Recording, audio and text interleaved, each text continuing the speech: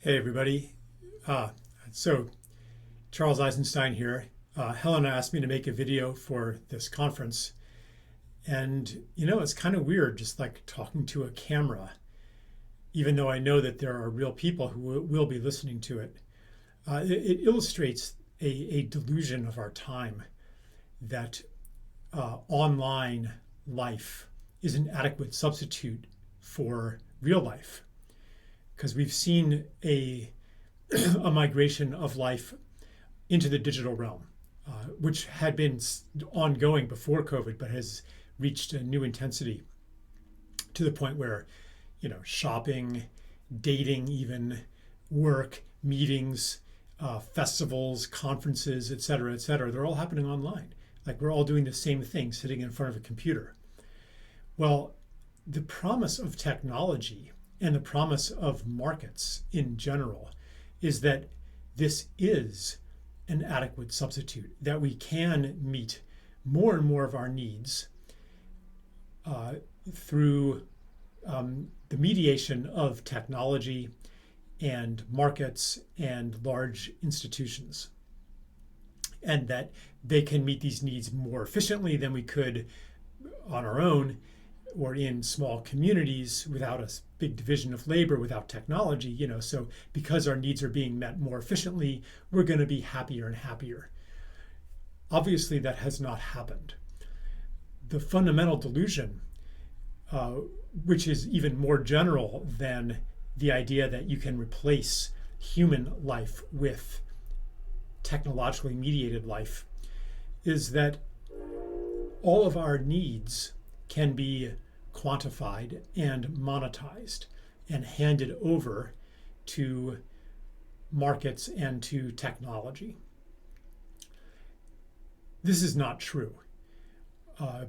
What's left out is everything that we don't know how to measure, or that we decide is not important to measure, or that is fundamentally unmeasurable. Really, what's left out are all the things that allow a human being to be happy. What makes a human being happy? I don't want to trivialize that question, but I would say that it is multidimensional relationships, relationships to each other, to other people, to non-human beings, to a place. And by multidimensional, I mean that it's not like going for a walk in nature and you see something and now you're connected to nature. It's that you share many kinds of experiences with other people and the stories about those experiences and the stories about each other. You share common reference points.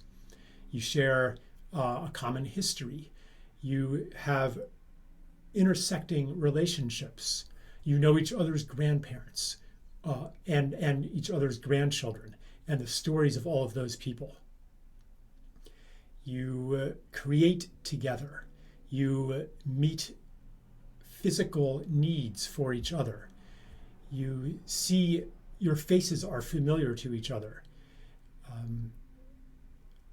You are embedded and you could say of a place, not just a separate self. Meeting your needs by ordering things from distant places and anonymous strangers. But you are part of a circle of a circle of circles of circles of circles of relationships. Therefore, you know who you are. Therefore, you have a sense of belonging. That's what it takes to be happy, not the life in the isolated box of modernity.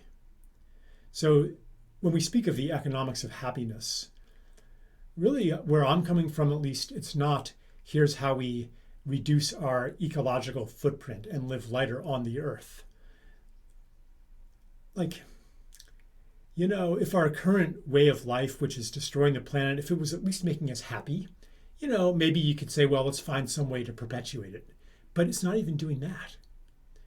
Really, where my motivation is coming from is let's live better.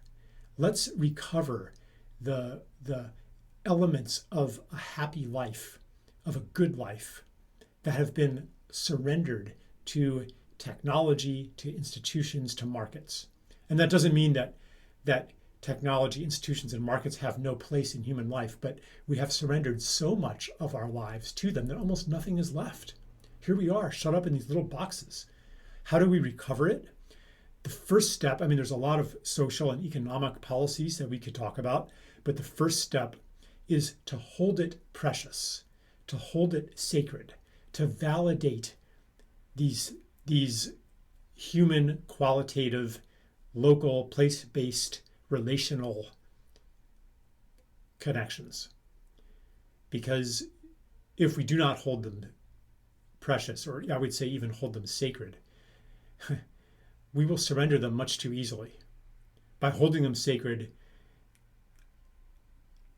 we are more resistant to their encroachment, to their surrender, to their sell-off. And we then have the courage that will be required to reclaim them, because they're not going to be given back to us.